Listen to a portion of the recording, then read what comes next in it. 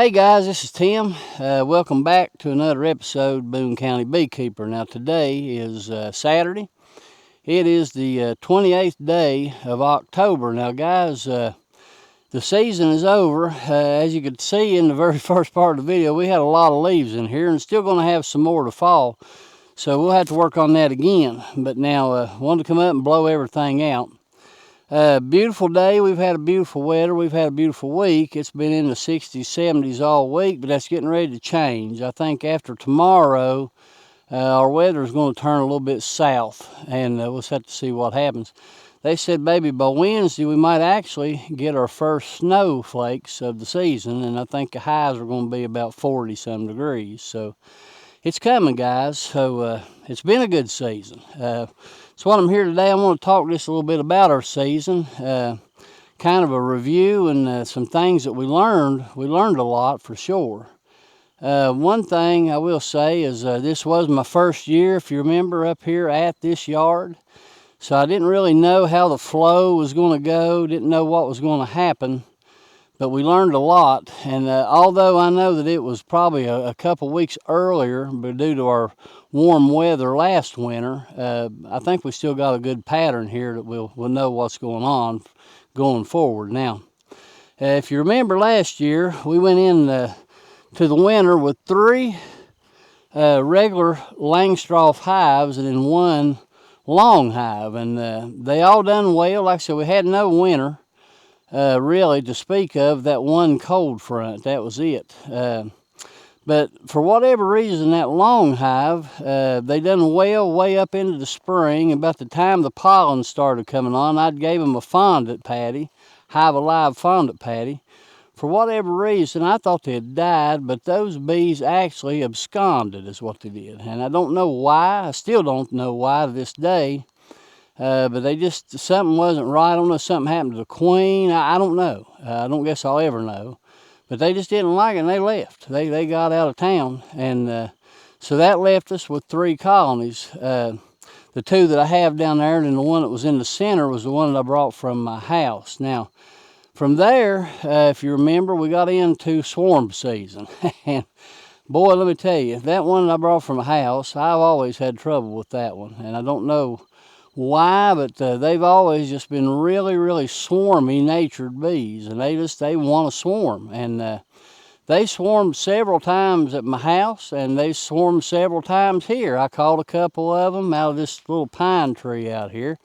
But to be honest, they swarmed so many times, they just left. They absconded, and I'll be honest with you guys, I'm glad that they did. Not trying to be mean or say anything bad about them, because they was great bees, but man, I could not keep them in the box, and I'll be honest, I just don't want that really in my apiary. The rest of the ones, yeah, we'd find a cell here and there, but they was not anything like that one that I caught down there and brought from the house. It's odd, but so that being said, that left me, with what we got down there. And then we started catching some swarms, if you remember. Caught 5 in traps this year, which was a pretty good season. This one right here is a swarm that I caught down at my house, actually. I caught 2 down there in my backyard, and a lot of bees down there. So we'll see what happens this year. But now listen, for whatever reason, this year on the swarm front, I'll be honest, it was good and it was bad. And what I mean by that was we caught 5, and then I caught 2 out of a bush. But out of the 5 that we caught, really only a couple was any good. I caught 1 that didn't have a queen. I caught 2 that was very weak, very small swarms this year, seemed like. And the queens just was not doing their thing. They wasn't, I don't know if they was old, run down, I don't know. But I fought with them for a long time. But it was a very weird swarm season. So then we got into the autumn olive, if you remember. I never fooled with that. We've got a lot of it here, and let me tell you something, guys. We got a little bit of that honey. That stuff is wonderful. Very light, very good flavor, and I hope to capitalize on that in the years to come if I'm still alive. I would like to get a little more of that. It was good. Now, with that being said, we jumped right out of that, and we was into swarm prevention mode, and we done pretty well except for that one colony. It swarmed out so many times it finally absconded as well, and I was glad because I don't really want that here. But we got into the tulip popper, if you remember, and I'm gonna be honest with you guys, I freaked out a little bit there on you on the tulip popper. I was worried because down at my house, man, it was blooming like crazy. It was loaded. I never seen it that heavy as what it was this year, and it seemed like it lasted forever down at my house. Here, all these poplar trees, very few blooms. Each big tree would just have a handful of blooms on it, and I thought, what in the world is going on? And I didn't know what to do. But I tell you what I learned. Bees was not really worried about these trees because I watched them, and let me tell you, they come out of these hives, and they went straight across this yard, and they went straight in that mountain that we got over there across the road, and apparently they was blooming good up there, and boy, they made a lot of honey. Now we done really well this year on honey. At that time that the tulip popper was blooming, I will say this. The clover in this yard, the clover everywhere was so heavy this year, and it lasted, I guess with the weather, it lasted so long, and that was a very big factor in the honey this year was the clover. That blended with the tulip poplar and blended with other things. I don't know what else they was getting into there in the woods, but they was definitely getting something. But man, they made a lot of honey. They sure did, and they done good. It was good honey. Now, I'm going to stop here for a minute. I want to tell you guys something. Now, something I did notice on the tulip popper honey this year, and not just mine, I've noticed 2 or 3 other people's as well. And so if you bought honey from me, listen to me. If that bottle starts turning cloudy, for whatever reason, it seemed like it started crystallizing a lot sooner this year than normal. And get you some hot water, about 3 inches or so, in a pot and put it on the stove. Get that water up almost to a boil and then pull it off. Take your honey bottle, put it down into a sandwich bag with the top open, and just set that sandwich bag down in that hot water for about an hour or so, and it will clear that honey right up for quite a while. So I just wanted to pass that along to you guys. I was really disappointed on how fast it crystallized this year, and I don't really know why that was and what they got into. But now something really did make it crystallize fast this year. But very good honey, and still good honey. You just got to clear it up. Now, so we jumped out of that, we jumped right into basswood. Basswood here, Lynn honey. Guys, that's what everybody wants. Love Lynn honey. It's a hit or a miss. It was a miss last year, but now this year, it hit. Now, it wasn't wonderful, but it was good. And we got quite a bit of Lynn honey this year, and was really pleased with that. So that brought our season pretty much to a close. That's really what I call the end of the season, and from there it's just been prepping for winter. You know, we treated, if you remember, after we pulled our super, we treated for mites. We used oxalic acid, and we used Apivar, and we gave them all a full dose, a full round of Apivar. I'm going to come up here in a week or so, and I'm going to give these girls another oxalic acid treatment, and then I'm going to hit them again about the first of the year. So I don't know what else to do, guys. That's basically all that I know to do. I don't know what kind of winter we'll have. They are predicting for my region with this El Nino that it'll be a milder than normal winter. So if that holds true, we'll wait and we'll see. It may not be too bad, but I'm really hoping and counting and praying that I do make it through with what colonies that I have. And the reason I say that, next year is going to look very different, guys. Very different. I'm not going to worry about honey next year. I've told you that. Yeah, we'll get a little honey for us to eat, but I'm not worried about it. I'm not even going to go into it with the assumption that I'm going to get any honey. My focus this coming year, if the good Lord is willing, I want to try my hand at grafting, and I want to graft I'll show you out of this colony here, and also out of that far colony down there. Both colonies very gentle in demeanor. That one down there, you know, is mean. And I'm going to be honest, when spring rolls around, I'm going to give them some pollen patties. I'm going to build them up, and I'm going to split them like crazy. I don't even want any remnants of anything from that, cause just the bees. I want to do some grafting. I want to give them some good queens, gentle queens, good productive queens. And hopefully we can get that into our yard a little more. You know, it's tough. It makes it tough to come up here and try to work those girls, and they wanting to pack you out of here. It's tough. But that's what we want to concentrate on next year. Just building up our yard. The nukes, you remember we made a couple nukes this year. Man, alive, them helped me so much. I gave one away. But I robbed and I stole, man, I got brood, and I borrowed a queen here and there. It was wonderful to have some resources to do something with, and that's what we're going to have to get to. I'd like to have 3 or 4 nukes sitting here if I could. Nothing else for comb building, you know, and then if we need resources, we'll have it. So that's the way to go. Now, that is basically it. I mean, that's our season. Great year. I talk about honey now. The knotweed, it did. If you remember, it bloomed again, but I did not pull any of that. I do have a little bit at the house, so I pulled off after I treated, but I just left everything in there for the bees. Let them fill their. I fed, and then also with the honey they got off of the knotweed, these girls are in pretty good shape for the winter. So at least I hope. So we'll see. And we've done the mountain camp method.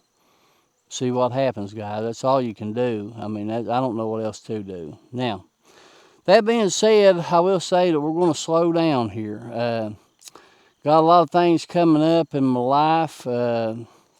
Not so much really bee related. You know, got a lot of things at home. And then I got the new grandbaby, which she's doing wonderful. I will say that.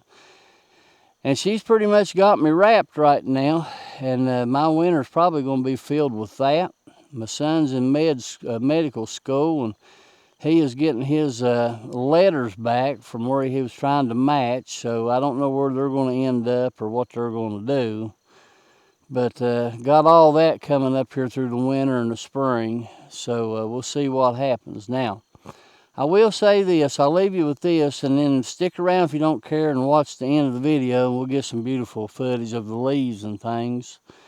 I will say this, next, let's see, on the 9th day of November, I have been invited to come down to the local grade school where I live, and they want me there for 3 hours to do a few sessions on beekeeping. And I'm going to tell you something, guys. I'm going to say that I love doing that. I do that every year at my work for Earth Day. We bring students in, and you know, you get a lot of questions, and it's really a good thing to try to get these kids interested in things such as that. You know, that being said, I wanted to pass this along, and then I'll get off my soapbox and leave you alone. Now, these kids today, great kids, smartest kids that you'd ever want to meet. But I'm going to tell you something, guys. I'm worried. And I'm not meaning this mean, but I'm worried about our younger generation.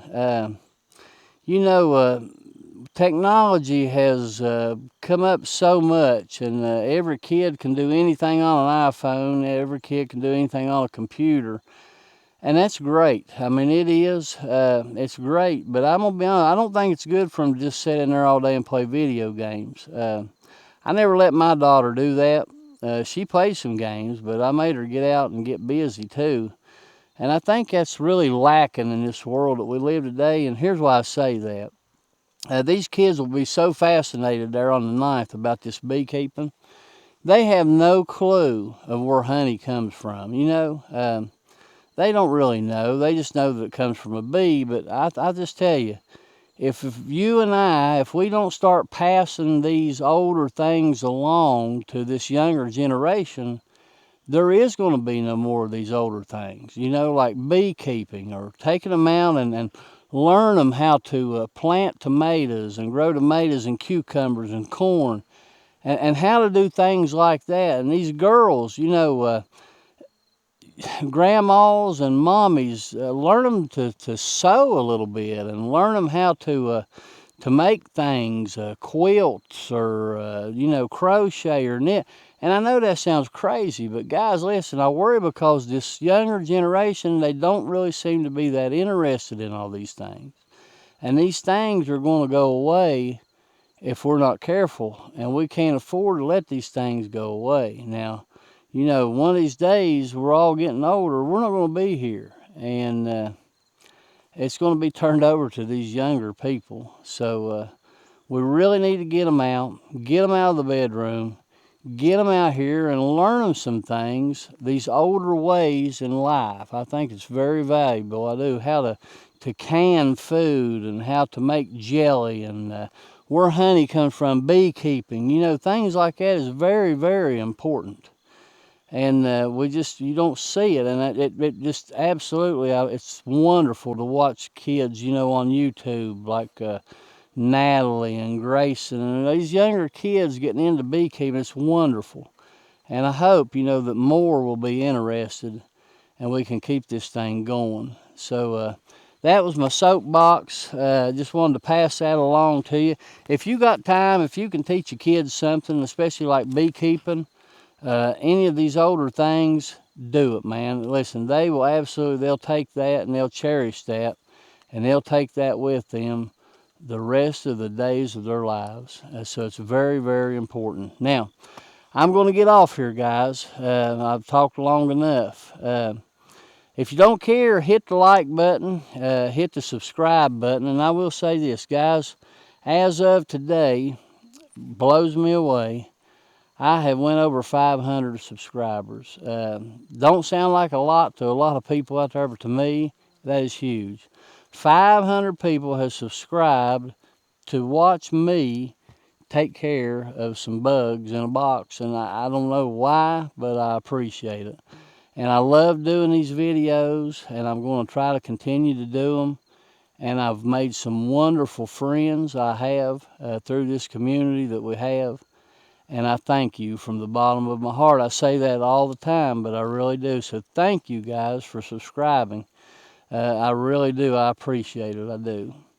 So with that being said, we're going to slow things down. We'll be on here every once in a while. Not be got a lot of things going on, for a little bit, but I've got a few ideas. One is this bee suit right here. We're going to do one on this bee suit. We're going to show you how to wash your bee suit, because man, I can sit here and smell it. It's terrible. But yeah, we've got a few ideas, so we'll see what happens. So guys, until then, this is Tim, and I'd like to say God bless you, God bless your family, God bless your bees. I hope you and your family's well, and I hope that everything is going wonderful in your life, and I hope that you have a wonderful holiday season coming up here. Be with your family. Family is what matters.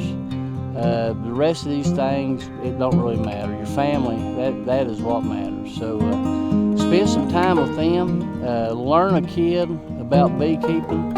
Learn some of these old ways. Do that, and both of you all will benefit, I guarantee you. So this is Tim, the Boone County Beekeeper. Thanks for stopping by.